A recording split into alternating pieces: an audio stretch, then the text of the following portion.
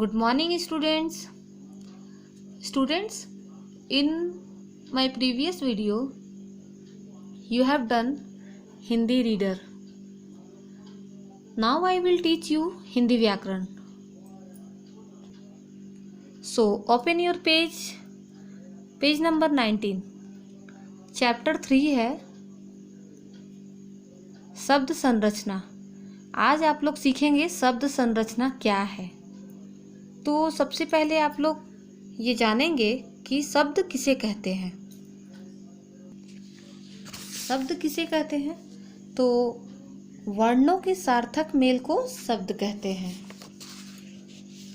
हिंदी भाषा में शब्दों को निम्नलिखित वर्गों में बांटा गया है.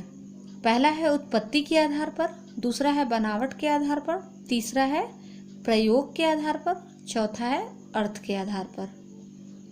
लिंग, वचन तथा काल के कारण जिन शब्दों के रूप में परिवर्तन आता है वे विकारी शब्द कहलाते हैं. किसी भी स्थिति में कोई भी परिवर्तन न होने वाले शब्दों को अविकारी शब्द कहते हैं. तो आइए आज मैं आप लोगों को विस्तार से पढ़ाती हूँ. तो जैसा कि आप लोग पिक्चर में देख पा रहे हैं, ये देखिए पिक्चर में बस है, लड़की है, मैदान है. तो बस, लड़की, मैदान ये तीनों विभिन्न वर्णों के मेल से बने हैं. जैसे बस है तो ब जोड़ अ जोड़ स जोड़ अ. ठीक है, इसको विच्छेद किया गया है, बस का संधि विच्छेद किया गया है. तो देखेंगे आप लोग ध्यान से कि कैसे इसका संधि विच्छेद किया गया है और कैसे वर्णों के मेल से ये शब्द बना है. ये तीनों शब्द हैं क्योंकि इनसे कोई ना कोई अर्थ प्रकट हो रहा है. उत्पत्ति के आधार पर शब्द 4 प्रकार के होते हैं. पहला है तत्सम, दूसरा है तत्भव शब्द, तीसरा है देशज, तीसरा देखिए देशज है और चौथा है विदेशज. ठीक है, पांचवा अभी आप लोगों को नहीं पढ़ना है, इसलिए ये नोट्स में बनाया गया है, बट आप लोगों को 4 ही फिलहाल पढ़ना है. जैसे ही आप लोग क्लास आगे बढ़ते जाओगे तो ये संकर शब्द भी आप लोगों को पढ़ाऊंगी मैं. तो देखिए स्टूडेंट, तत्सम शब्द जो है, तत् जोड़ सम अर्थात उसी के समान में प्रयोग किए जाते हैं तत्सम कहलाते हैं. जैसे दुग्ध, नौ, सत आदि.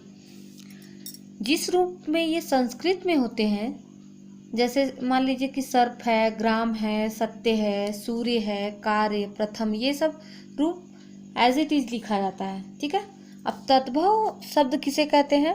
तद जोड़ भव संस्कृत से परिवर्तित शब्द तद्भव शब्द होते हैं. ये शब्द संस्कृत शब्दों के रूप में कुछ बदलाव के साथ हिंदी भाषा में प्रयोग होते हैं.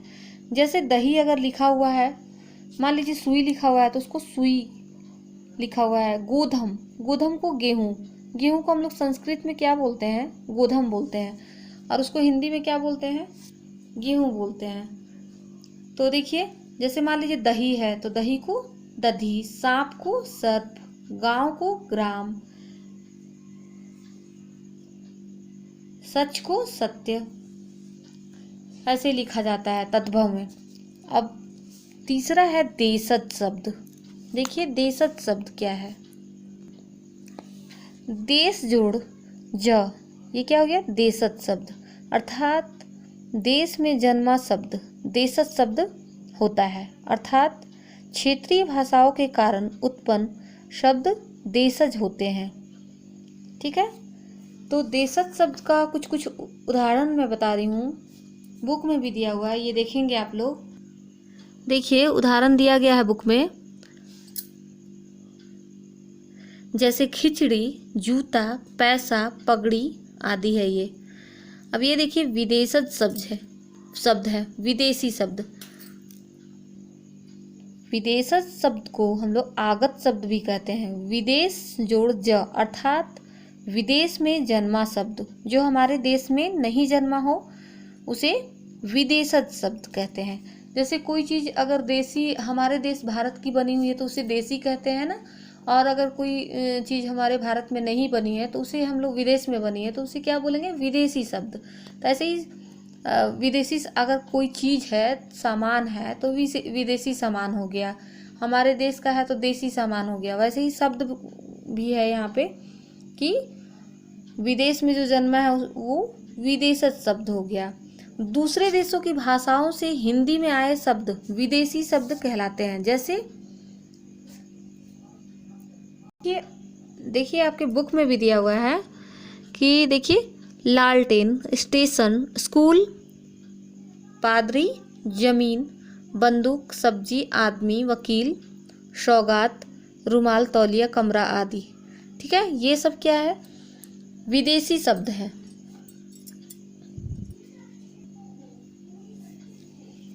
देखिए स्टूडेंट, रचना या बनावट के आधार पर शब्द 3 प्रकार के होते हैं। पहला है रूढ़ शब्द, दूसरा है यौगिक शब्द और तीसरा है योग रूढ़ शब्द। तो रूढ़ शब्द किसे कहते हैं? रूढ़ शब्द वे शब्द जिनके सार्थक खंड न हो सके और न ही अन्य शब्दों के योग से मिलकर बने हों, तो वे शब्द रूढ़ शब्द होते हैं। जैसे घर, चावल, घोड़ा, दूध, घास, दही आदि। ठीक है, तो ये ऐसे शब्द होते हैं जिनके टुकड़े नहीं किए जा सकते। अगर इनके टुकड़े करके देखे भी तो इनका कोई अर्थ नहीं निकलता है। जैसे घर हो गया, कवि हो गया, हाथी हो गया, कमल हो गया आदि। अब यौगिक शब्द के बारे में आप लोग जानेंगे। यौगिक का अर्थ है मेल से बना हुआ, अर्थात 2 या 2 से अधिक शब्दों से मिलकर बने शब्दों को यौगिक शब्द कहते हैं। जैसे अत्यधिक, इत्यादि, प्रत्येक, सामाजिक, राष्ट्रभक्ति। तो यौगिक की जो रचना है, देखिए उपसर्ग, प्रत्यय और समास है। तो इसको देखिए कैसे हम लोग संधि विच्छेद आप लोग किए हैं। तो अति जोड़ अधिक, अत्यधिक, तो ये मेल से बना हुआ है ना, इसलिए यहाँ संधि विच्छेद किया गया है। अति जोड़ अधिक, ये हो गया अत्यधिक।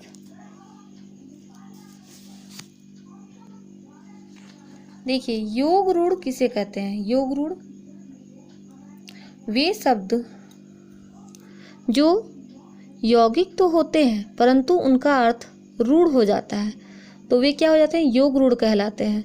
बहुव्रीहि समास के सभी उदाहरण योग रूढ़ होते हैं। तो देखिए ये ऐसे शब्द होते हैं जिनके टुकड़े तो हो सकते हैं परंतु उन टुकड़ों का सीधा अर्थ न निकलकर कोई विशेष अर्थ निकलता है। जैसे हो गया, उदाहरण मैं आप लोगों को बुक से बताती हूँ। देखिए आप लोग बुक में, जैसे नीला जोड़ कंठ, तो इसका विशेष अर्थ क्या हुआ? नीलकंठ, नीले कंठ वाला, अर्थात शिव जी का नाम है ना नीलकंठ।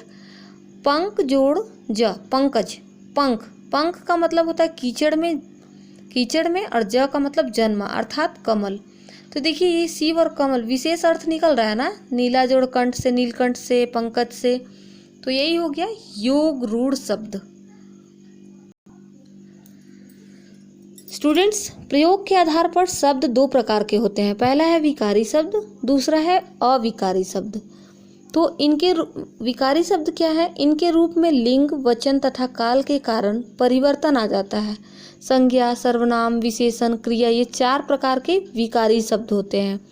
अविकारी क्या है कि इनमें रूप में कभी भी किसी भी स्थिति में कोई बदलाव नहीं आता है। इनके रूप में इन्हें अव्यय भी कहा जाता है। हिंदी भाषा में क्रिया विशेषण संबंध बोधक, समुच्चय बोधक तथा विस्मयादि बोधक, ये 4 प्रकार के अविकारी शब्द होते हैं।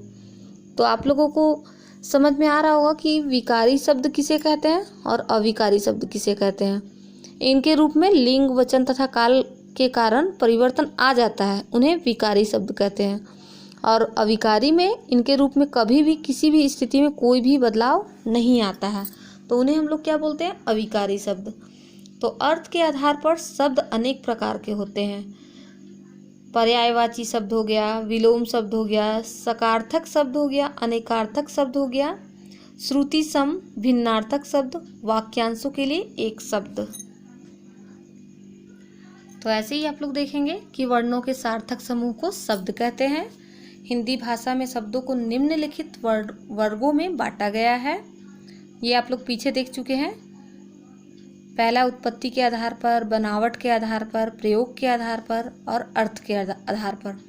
तो ये चैप्टर जो है आप लोग अच्छे से जब तक रीड नहीं करोगे और इसको रटने की कोशिश आप लोग बिल्कुल नहीं करें, क्योंकि रटने से कुछ दिमाग में नहीं आने वाला है। तो जैसे मान लीजिए तत्सम शब्द है, तद्भव शब्द है, ये सब एक बार आप लोग अगर दिमाग में बिठा लोगे तो ये निकलेगा नहीं कभी भी, लाइफ टाइम आप लोगों का सेट हो जाएगा। तो धीरे धीरे आप लोग इसको अच्छे से, क्योंकि आप लोगों का अभी 4-5 है, 5 क्लास है, तो इसमें बहुत थोड़ा दिया हुआ है। जैसे जैसे ऊपर जाओगे तो थोड़ा थोड़ा बढ़ता जाएगा, थोड़ा 6 में बढ़ेगा, थोड़ा 7 में बढ़ेगा। तो इससे अगर आप लोग अभी से ध्यान देंगे तो आप लोगों पे उतना वर्डन नहीं पड़ेगा। इसलिए आप लोग चैप्टर को खूब बढ़िया से रीड किया करो। और नेक्स्ट वीडियो में मैं आप लोगों को कुछ और बताऊंगी, कुछ इम्पोर्टेंट क्वेश्चंस हैं जो मैं आप लोगों को बताऊंगी, और व्हाट्सएप में मैं आप लोगों को एक्सरसाइज वर्क सेंड करूंगी। Till then, thank you.